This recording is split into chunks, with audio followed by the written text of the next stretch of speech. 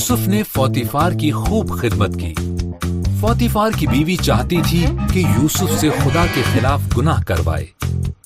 یوسف نے انکار کیا، بس اس نے یوسف کے بارے میں فوتیفار سے جھوٹ بولا۔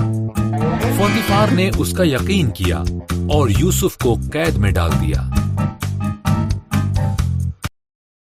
قید میں یوسف کی ملاقات فرعون کے 2 نوکروں سے ہوئی، جنہوں نے ایک ایک خواب دیکھا اور خدا نے یوسف پر خوابوں کا مطلب ظاہر کیا۔ یوسف کی تعبیر سچ ثابت ہوئی، ساقی آزاد ہوا اور نانپس کو پھانسی ہو گئی۔ 2 سال بعد فرعون نے 2 خوفناک خواب دیکھے۔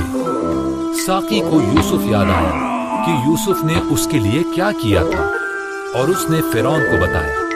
بس فرعون نے یوسف کو بلایا اور اسے اپنے خواب بتائے۔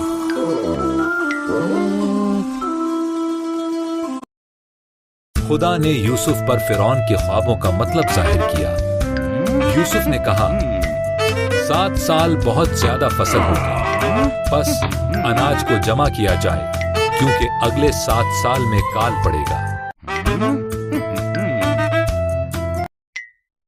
فرعون یوسف کی عقل مندی سے متاثر ہوا، بس اس نے یوسف کو اناج جمع کرنے کا حاکم بنا دیا۔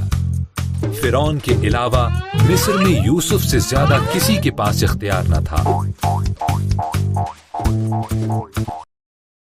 یوسف کے بھائی مصر میں اناج لینے کے لیے آئے۔ انہوں نے یوسف کو سجدہ کیا، لیکن وہ اسے پہچان نہ سکے۔ جب اس نے دیکھا کہ ان کا رویہ تبدیل ہو چکا ہے، تو اس نے بتایا کہ وہ کون ہے۔ بھائی بہت ڈر گئے۔ یوسف نے کہا، تم نے تو مجھے نقصان پہنچایا، لیکن خدا نے اسے بھلائی کے لیے استعمال کیا۔ سارے خاندان کو مصر میں لے آؤ، یہاں وافر مقدار میں خوراک ہے۔